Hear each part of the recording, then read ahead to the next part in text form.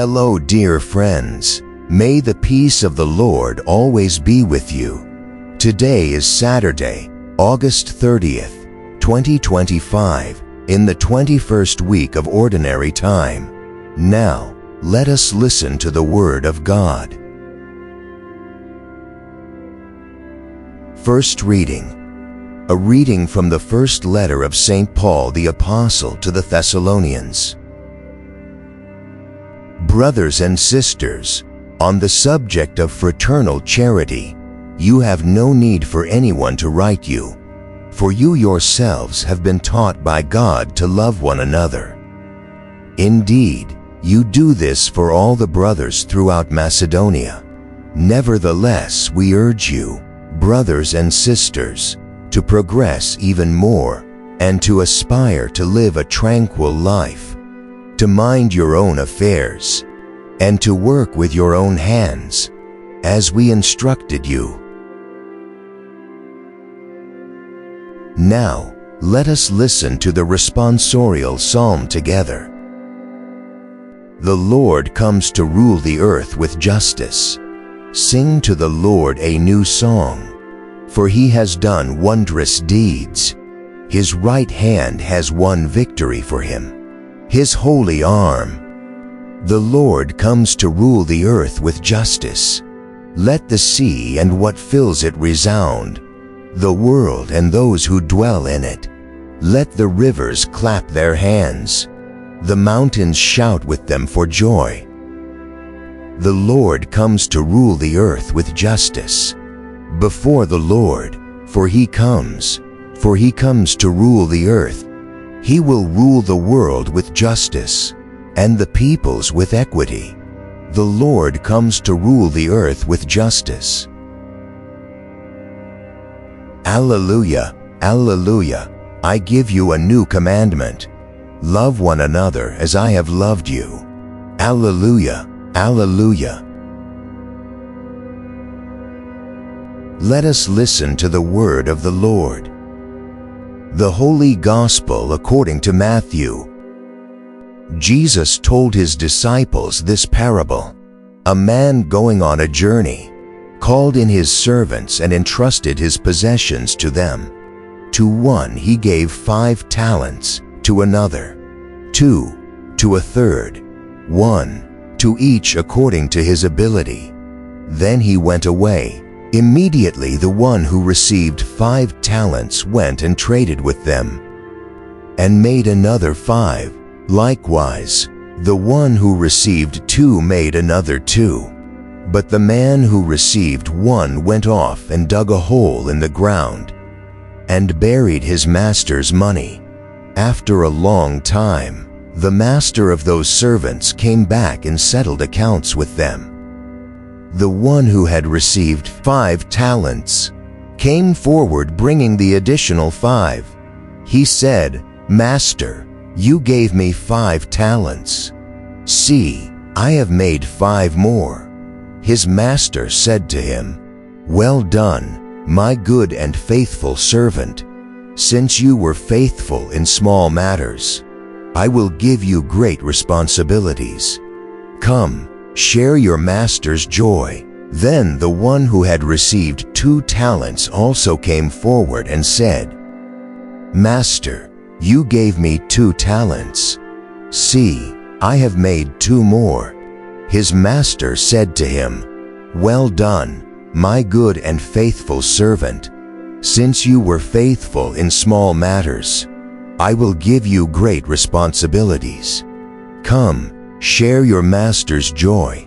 Then the one who had received the 1 talent came forward and said, "Master, I knew you were a demanding person, harvesting where you did not plant, and gathering where you did not scatter.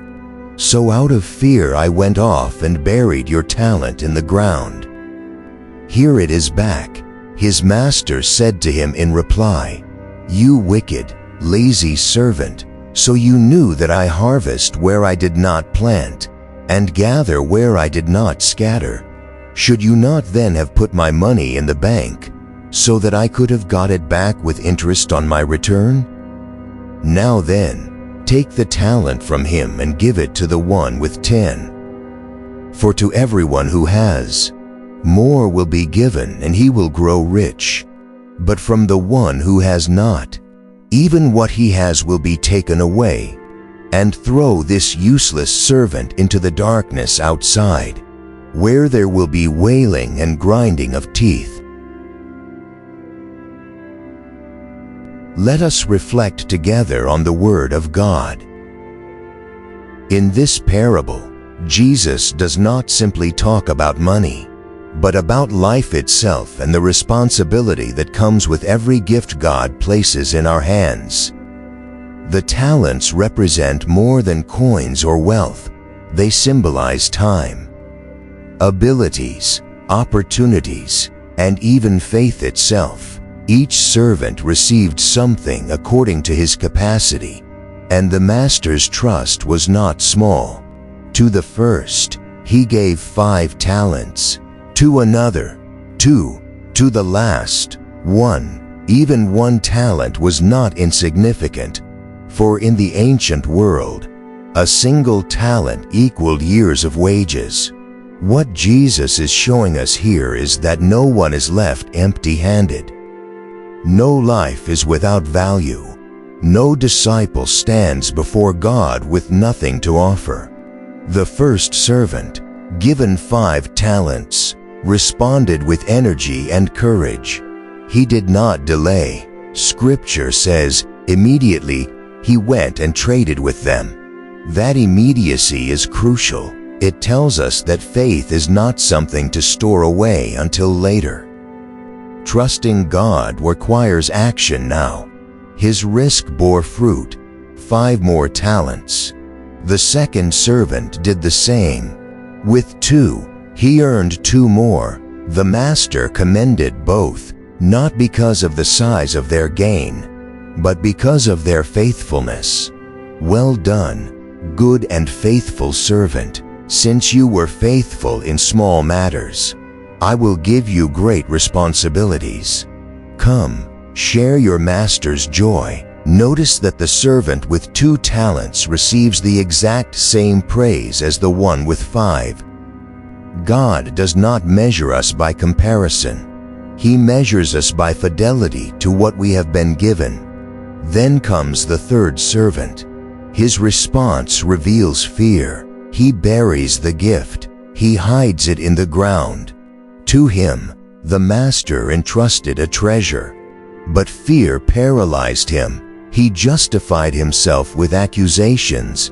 Master, I knew you were a demanding person, harvesting where you did not plant.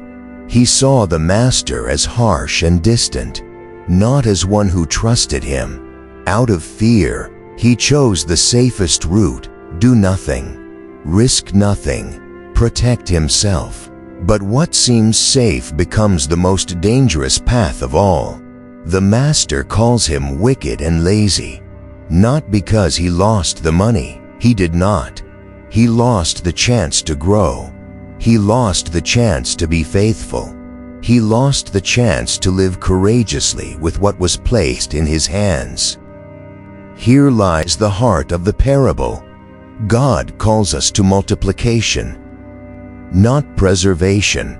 The kingdom of God grows when what we have been given, our gifts, our love, our compassion, is invested in others. Faith that is hidden away out of fear is a faith that dies. Talents locked underground bear no fruit.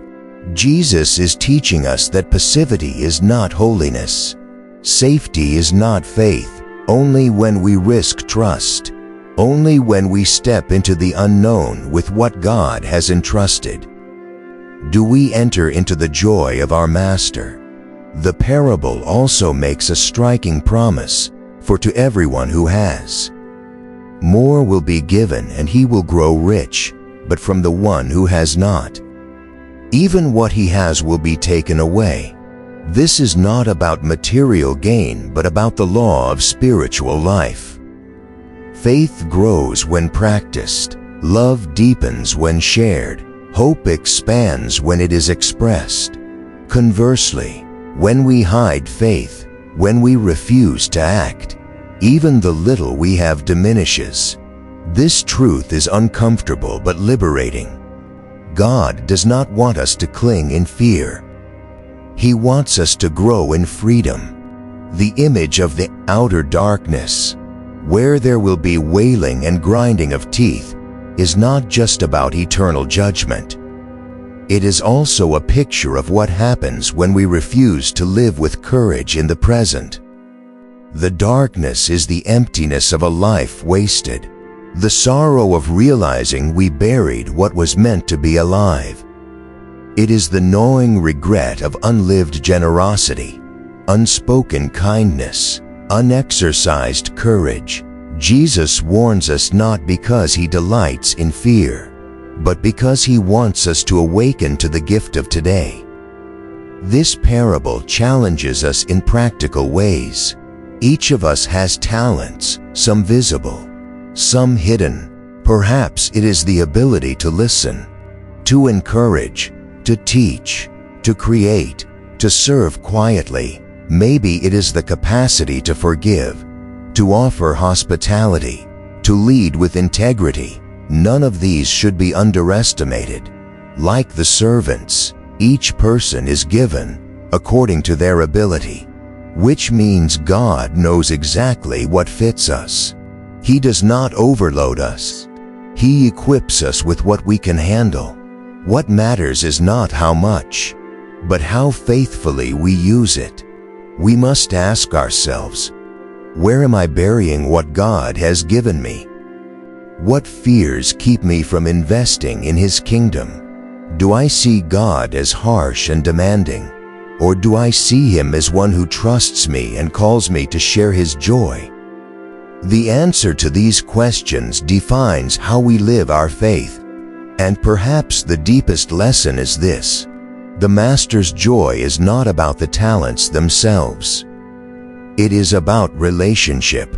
Come, share your Master's joy. The faithful servants do not merely receive more responsibility, they are welcomed into intimacy, into celebration, into communion. To use our gifts for God is to enter more deeply into His heart.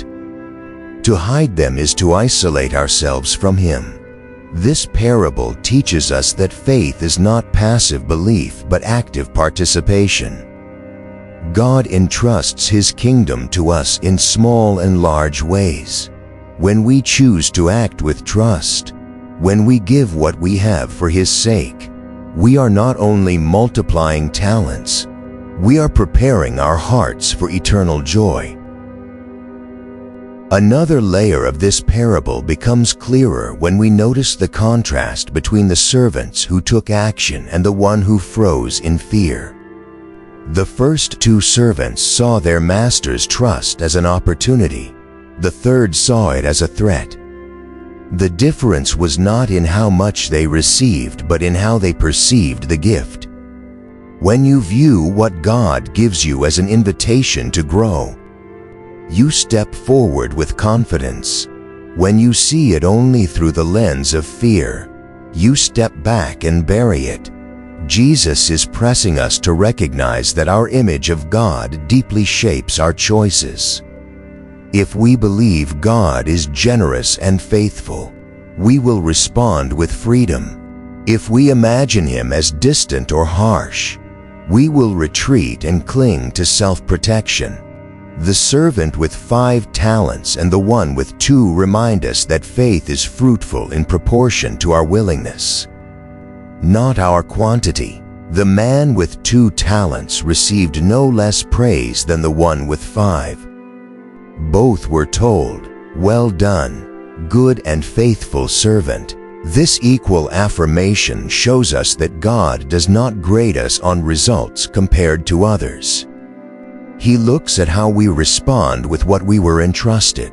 Someone who has only a small stage in life but serves with integrity and love is as pleasing in God's eyes as someone with a vast stage who does the same. In fact, there is great encouragement here for those who sometimes feel small or insignificant. Your 2 talents, faithfully lived, carry eternal weight. The third servant's mistake was not mismanagement, it was paralysis. He allowed fear to dictate his actions. Fear told him it was safer to do nothing than to risk failure. But in God's economy, doing nothing is the true failure. The master's rebuke, "You wicked, lazy servant," may sound harsh, but it exposes a critical truth. When we allow fear to shut down our gifts, we betray the trust given to us. We may think we are protecting ourselves, but in reality, we are rejecting the life God wants to cultivate in us. It is also striking that the master expected at least minimal effort. "Should you not then have put my money in the bank so that I could have got it back with interest?" Even the smallest step would have been better than burying the talent. The lesson here is powerful.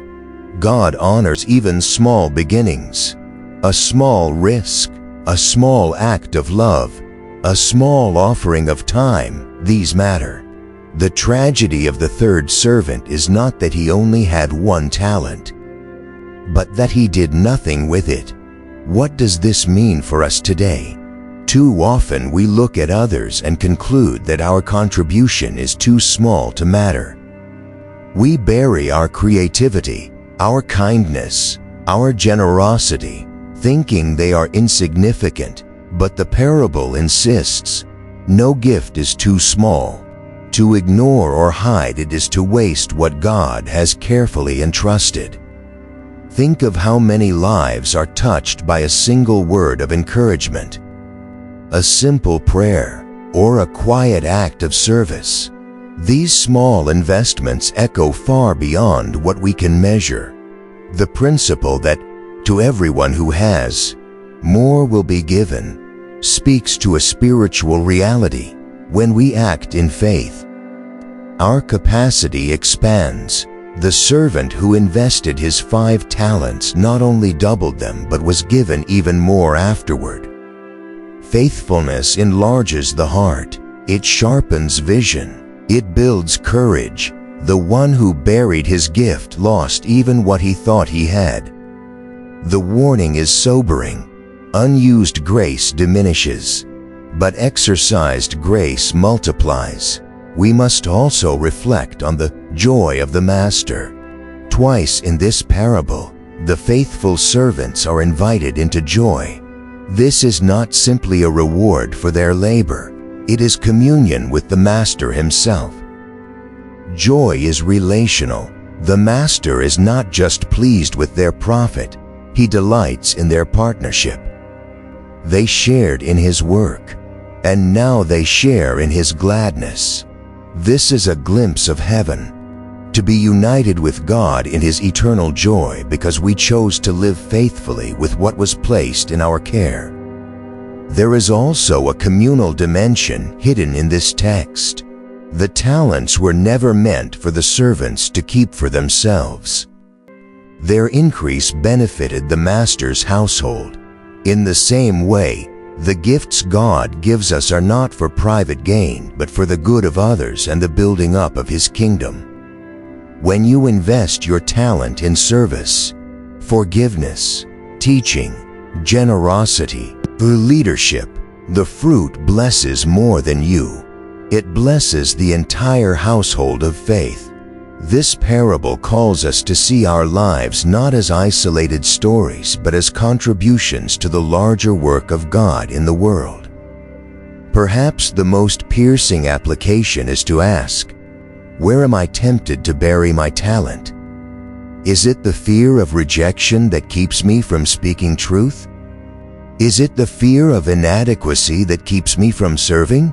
Is it the fear of failure that keeps me from starting? The parable insists that fear is not a valid excuse. We are called to trust the Master's character more than our fears. If he entrusts us with something, it is because he believes we can bear fruit with it. This story also disrupts our cultural obsession with comfort. The servant who buried the talent chose the path of least resistance, the way that felt safest.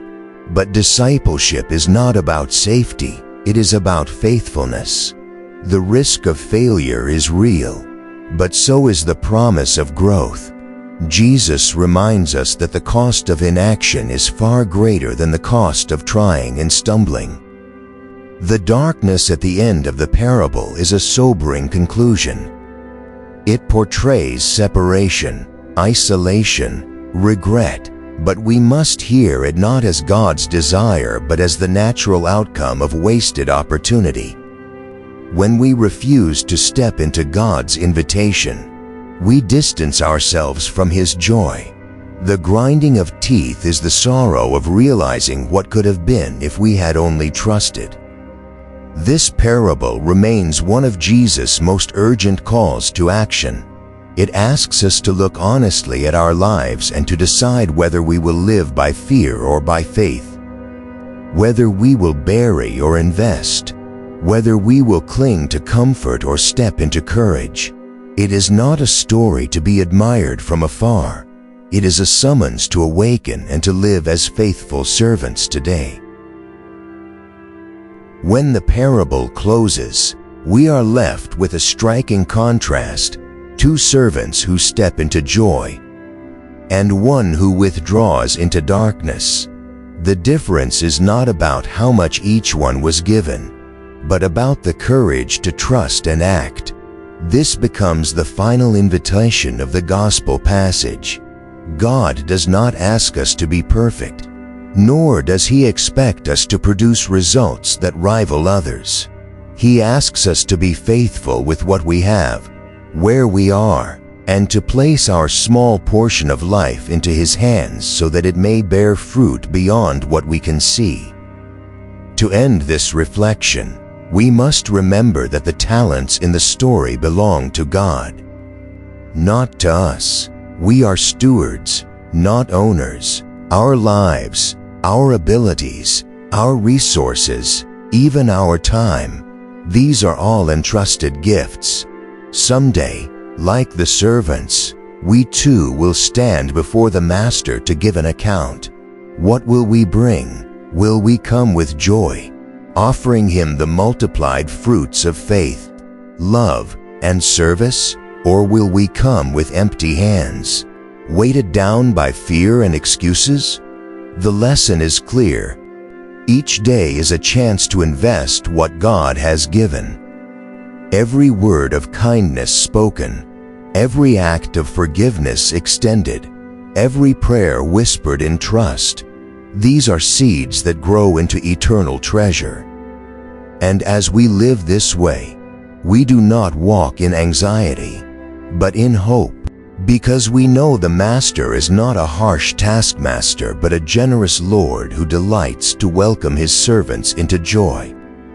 Let us carry this message into our daily lives. Do not bury what God has placed within you. Do not let fear silence your gifts. Step forward, however small your talent may seem, and let it grow, for in the end, it is not the measure of the gift but the faithfulness of the heart that matters most. And the greatest reward is not what we produce, it is hearing those words we all long for: "Well done, good and faithful servant, come, share your Master's joy." Let us lift up our prayer before God.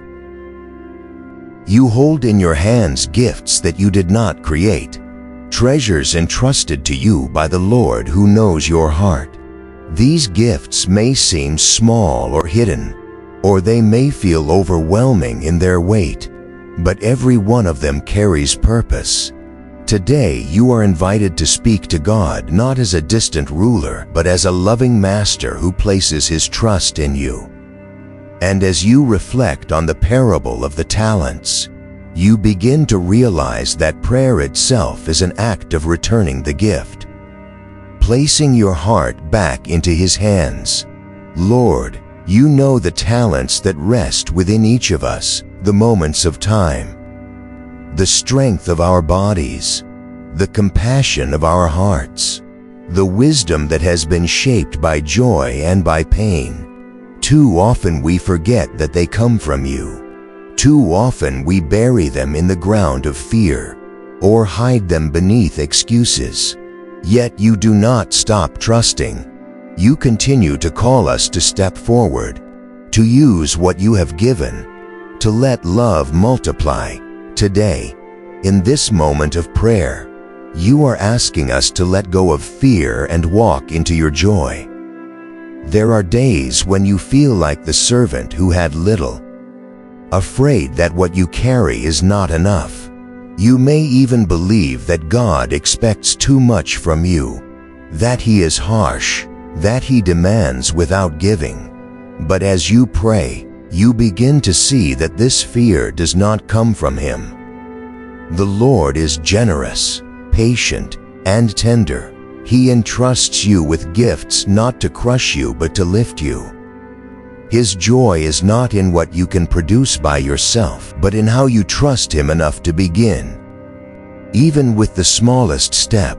And so your prayer becomes simple. Lord, take my little and make it more than enough. Think of the times when you have hidden parts of yourself, when you have chosen safety instead of faith. Perhaps you stayed silent when you should have spoken kindness, or withheld forgiveness when love was calling you to let go, or turned inward when your hands could have served. In this prayer, you do not need to defend yourself, only to place your failure before God's mercy. Say to Him, Lord, I am sorry for the times I buried what you gave me. Forgive me for when fear ruled my choices. Give me courage to live differently. His answer is not condemnation but invitation. He does not abandon you to regret. He whispers, "Come, share my joy." This prayer is not only about asking for forgiveness, it is about surrender. You place into God's hands the gifts you see clearly and the ones you cannot yet name. You place before Him your family, your work, your friendships, your hidden wounds, your hopes for tomorrow. Every one of these is a talent entrusted to you. Instead of burying them in worry, you offer them back to Him with trust. Say, Lord, everything I have is yours. Teach me to invest my life in love, to risk myself in faith, to let my days bear fruit for you. And as you pray this way, your heart begins to shift. You are no longer asking how much you have compared to others. You are no longer counting or measuring. You are listening to the only words that matter. Well done, my good and faithful servant. In prayer you taste already the joy of the Master, the joy that is promised when we live faithfully with what has been placed in our hands. This joy is not postponed until heaven. It begins now, in the peace of surrender, in the courage of faith, in the freedom of love. The parable reminds you that what is hidden will be lost, but what is given will grow. So today, in prayer, you ask God to free you from the temptation to hide. You ask Him to awaken your heart to the opportunities around you, the neighbor who needs comfort, the child who needs attention, the community that needs your presence, the church that needs your prayer. You ask Him to show you where to plant the seeds He has given. And you promise Him that you will not let fear decide for you anymore. Even in weakness, even in moments when you feel empty, you can still bring your talent to the Master. You can bring Him your silence, and He will fill it with peace. You can bring Him your brokenness, and He will shape it into compassion. You can bring Him your mistakes, and He will turn them into wisdom. Nothing offered to Him is wasted. Nothing surrendered in prayer is lost. And so this prayer ends not in despair but in trust. You are not the servant condemned to darkness. You are the beloved child invited into joy. You belong to the Lord who entrusts you with treasures beyond measure.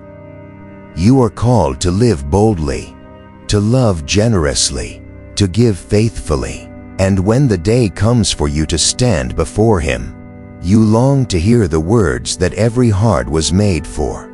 Well done. Come, share your Master's joy. There are moments when you look at your life and wonder if what you carry is enough.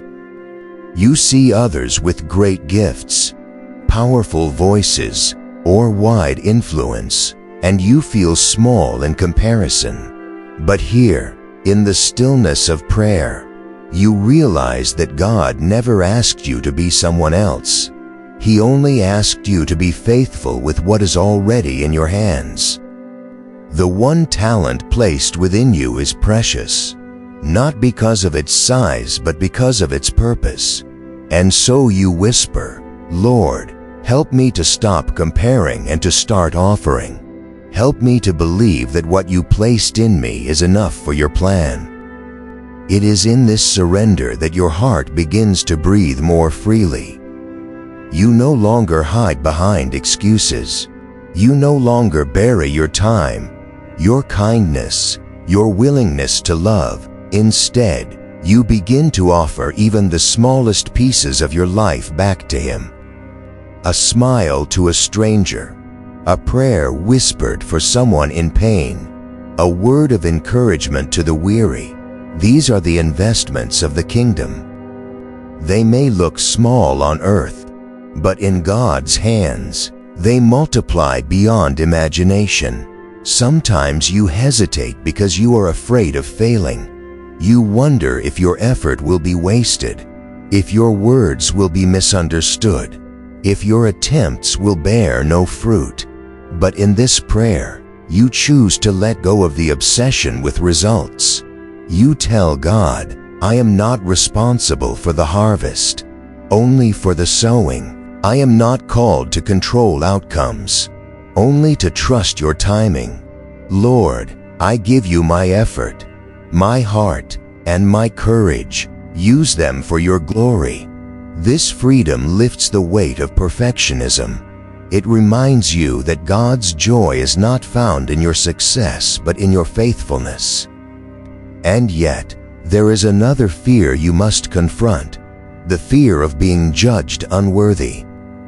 The third servant in the parable believed the master was harsh, and that belief poisoned his heart. How often have you felt the same, that God is distant, critical, or demanding? In prayer, you bring this wounded image to the Lord and let Him heal it. You hear Him saying, I am not here to crush you. I am here to trust you. I am not against you. I am for you. These words soften the places hardened by fear. They allow you to see that the Master is not a tyrant but a father who longs to rejoice in his children's courage. You also realize that to bury your gifts is not only a loss for yourself, but also for others. The parable reminds you that the talents were never meant to serve the servants alone. They were entrusted for the good of the household. So you pray, Lord, forgive me for the times I kept what was meant to bless others. Forgive me when I chose comfort instead of compassion, safety instead of service. Teach me to see my life as part of a bigger story, your story. Let my gifts, however small, become a source of life for someone in need. In this prayer, you learn again that joy is not in possession but in participation. The faithful servants were invited not into riches but into the joy of their master. That is what your soul longs for, not more wealth, not more applause, but deeper union with the Lord who delights in you. And so you ask, draw me into your joy. Lord, teach me to live for the smile of your face. Let me hear, even in the quiet moments of daily life, that whisper of approval, "Well done." And as you rest in this prayer, you understand that even failure offered to God is not wasted. Even weakness surrendered becomes strength in His hands. The only true loss is when you refuse to act at all. The only true darkness is when fear silences love. And so, with all your heart, you make this promise: "Lord, I will no longer bury what you have given me. I will no longer let fear rule my choices. I give you my life again. Every part of it, multiply it, use it, and let it all return to you in joy." There is a quiet truth rising in your heart as you stay in prayer. Everything you are and everything you have is already a gift entrusted by God. Your breath, your ability to wake up this morning, the relationships that surround you, the chances you have to love, all of them are the talents He has placed into your hands. And when you begin to see life this way, nothing feels ordinary anymore. Each moment is holy. Each encounter is sacred. Each choice is an opportunity to either bury the gift or let it shine. So you tell the Lord, "Help me to open my eyes to the value of today. Do not let me waste my time in fear or distraction. Show me that even the smallest act of love can echo in eternity." This realization also invites you to reflect on how easy it is to bury gifts not in the ground, but in the busyness of life. You may not dig a literal hole, but you bury your talent beneath endless work, endless scrolling, endless worry. You cover the treasure under layers of noise and forgetfulness. And in this prayer, you ask God to uncover what you have hidden.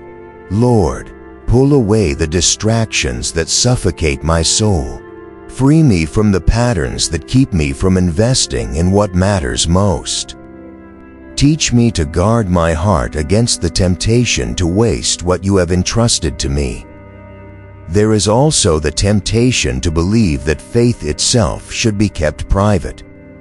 Hidden like a buried coin, you tell yourself it is safer not to speak, not to share, not to risk misunderstanding. Yet in the parable, the servants who multiplied their talents stepped out boldly, while the one who hid his gift was condemned. Faith grows only when it is given away. Love deepens only when it is practiced. Hope becomes alive only when it is shared. So you pray, "Lord, give me courage to live my faith openly. Do not let me hide the light you have placed within me. Make me bold enough to invest in the lives of others, not for my glory, but for yours." As you pray, you begin to see that the fear of failure has kept you small for too long. You remember the times when you hesitated, when you chose safety, when you convinced yourself that doing nothing was better than risking loss. But the parable reminds you that doing nothing is the greatest loss of all. And so you surrender this fear, saying, "Lord, I no longer want to be paralyzed. I choose to move, even trembling, even uncertain, but with faith that you are with me. Take my fragile courage and make it strong. Take my hesitant steps and make them fruitful." The master in the parable entrusted his possessions to his servants. This means that nothing you have is truly yours. It is all his. But instead of that truth being a burden, it becomes a freedom. You do not need to clutch your life tightly or guard it with anxiety. You are free to give, because what is yours is really his, and he will provide. You are free to risk, because the outcome does not rest on your strength alone. You are free to serve, because the joy waiting for you is not measured in coins but in communion with him. And so you pray, "Lord, let me live as a steward, not an owner. Let me see everything as a trust to be used for your kingdom. Let my life be open-handed, generous, and ready to be poured out for you. This prayer stretches your heart wider. It reminds you that your talents are not for you alone. They are meant to bless others, to strengthen the weak, to comfort the grieving, to guide the searching, to lift up those who have fallen. If you hide your gifts, others go without. If you invest them, the whole household is blessed. And so you ask, Lord, make me attentive to the needs around me. Show me who is waiting for the gift you have placed within me. Do not let me be blind to the cries of my brothers and sisters. Make me bold enough to give myself where I am needed most. And finally, your prayer comes back to joy. Twice in the parable, the faithful servants are invited to come and share the joy of your master. This is the true goal of your life, not merely to achieve or to succeed, but to enter into God's joy, to know that you are loved, trusted, and welcomed, to live in communion with Him forever. And so you pray with longing, Lord, let me live in such a way that my life becomes an offering of joy to you.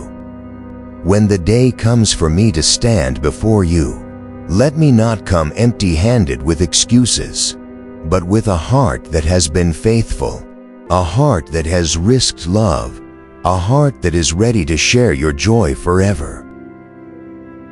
And so, as this time of prayer comes to a close, may your heart remain open to the gifts God has placed within you.